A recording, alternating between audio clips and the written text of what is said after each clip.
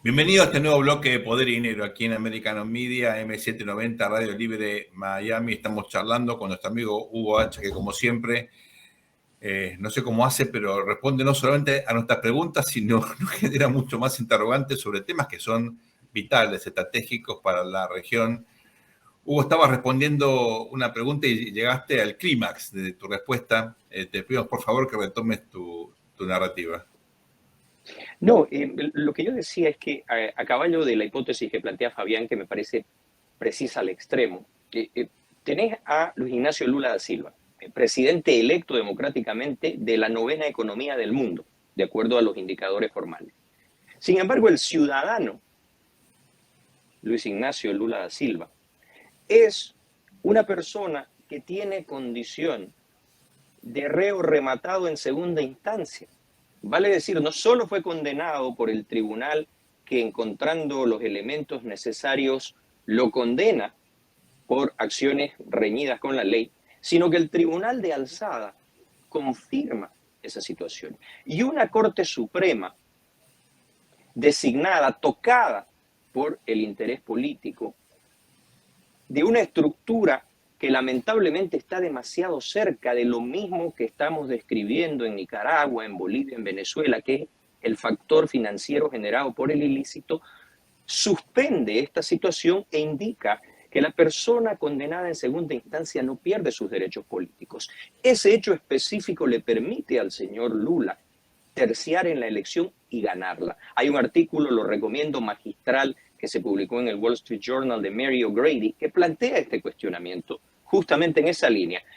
¿Es corrupto Cartes? ¿Es corrupto Martinelli? ¿Es corrupto? Ok, lo aceptamos porque está avalado en evidencia. Perfecto. Si usamos ese rasero, ¿por qué no es corrupto Luis Ignacio Lula da Silva?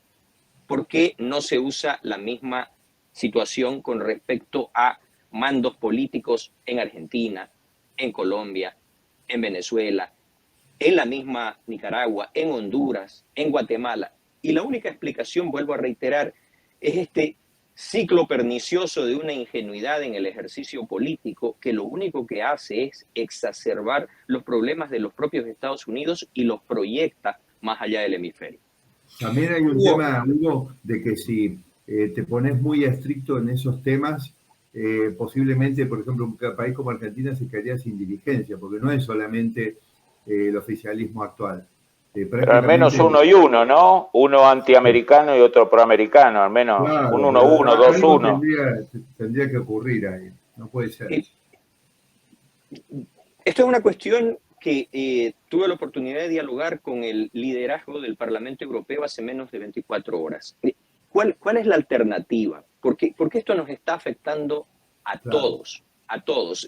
La continuidad del ciclo del ilícito genera respuestas para los adversarios de la democracia y del modelo occidental que no nos hemos terminado de dar cuenta.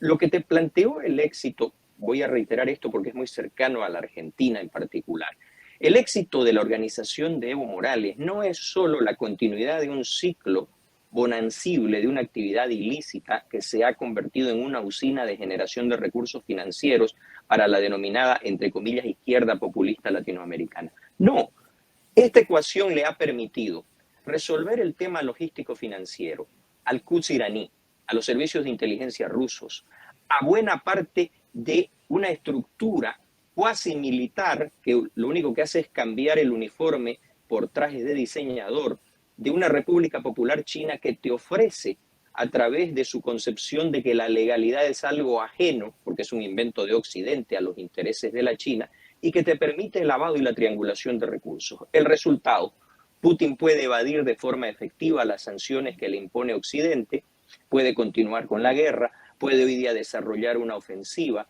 puede minar circunstancias de naturaleza política. Ojo, vienen elecciones en un año, la guerra en Ucrania no parece que vaya a ceder, y hoy día un señor de nombre Karbauskas, íntimamente ligado a los intereses financieros del Kremlin y del propio Putin, puede convertirse en el poder en el país que ha mostrado la mayor coherencia estructural en su posición contra la agresión de Rusia a Ucrania, pero también del comportamiento de Cuba en el hemisferio occidental. que es Lituania.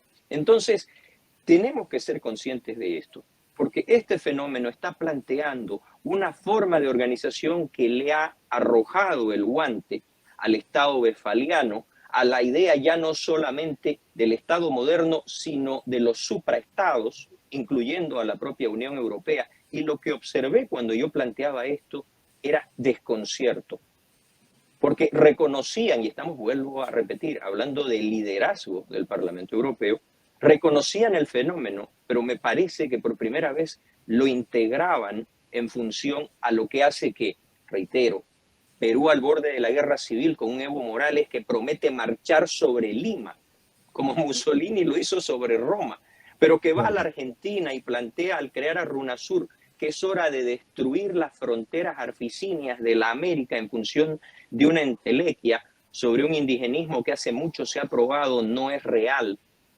comparando el discurso con lo objetivo. En la Argentina, que se supone, desde muchos puntos de vista, junto con Chile, junto con el Brasil, son lo más sólido que puede ofrecerte el cono sur en función de estructura y democracia. Entonces, es problemático.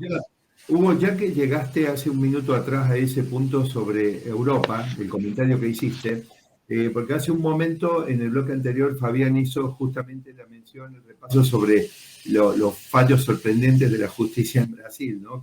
Y vos mismo lo hiciste también.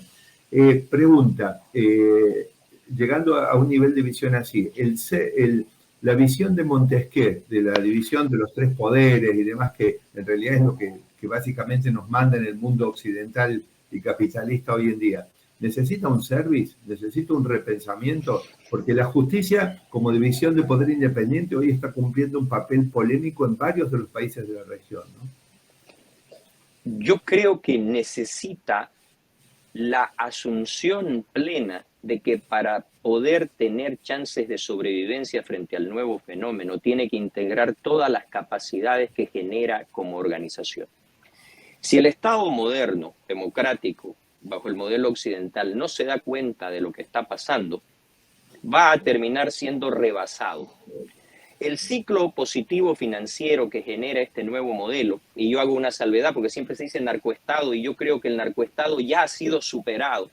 Estamos hablando de estados narcos. Hay gente que me dice, estás abusando de la semántica. No. Narcoestado fue la estructura que armó el narcotráfico boliviano con Luis García Meza. Tomar el poder objetivo, pero el resto del Estado continuaba dependiendo de factores económicos financieros ajenos a la actividad ilícita. La Bolivia de Evo Morales es un Estado narco. ¿Por qué? Porque ya no se concibe el ciclo de la banca, no se concibe la planificación de inversión, no se concibe la acción política y la movilización social sin el factor del dinero ilícito. Señores, tenemos que tomar conciencia de lo que eso implica. Y ese mismo fenómeno le ha permitido a Pedro Castillo llegar al poder, ha facilitado el acceso de Gustavo Petro al poder, ha colaborado en la llegada de Lula da Silva al poder. Y ojo, que no estoy apuntando el dedo acusador al candidato, sino a cómo ese dinero ha penetrado la estructura y la dinámica sociopolítica de esos países y de sus cuerpos sociales. Entonces, es gravísimo, porque en Europa ya lo sienten. En Europa lo sienten cuando Scholz va a Brasil. Scholz va a Brasil no solamente a hablar de la relación con un mercado, con un parcero económico, con una alternativa de comercio. También va a preguntar la posición del Brasil frente al conflicto en Ucrania. Nadie prestó atención a lo que estaba diciendo Lula da Silva. El ejército brasilero tiene en su stock no solamente tanques Leopard, muchos dirán del modelo 1, sí, pero hoy día una compañía privada belga le está vendiendo al propio gobierno alemán un centenar de esos mismos carros de combate para mandárselos a Ucrania. Y Lula equiparó en la ecuación estratégica del Brasil al agresor con el agredido. Dejó a Scholz, que ya tenía graves problemas por su pasado, por su condición de exalcalde en Alemania, muy cercano a capitales que vinieron desde Gazprom, en una posición que fue casi insostenible. Entonces, Hugo, te agrego la frase textual de Lula a la prensa y a Scholz. Si uno no quiere, dos no pelean. Y bueno, si eso hubiera sido cierto, entonces el pacto Molotov-Ribbentrop también hay que cargárselo a la cuenta. O sea, la guerra se debe, según Lula, a que los ucranianos no se dejan invadir, digamos, ese es el pensamiento estratégico del Lula 3.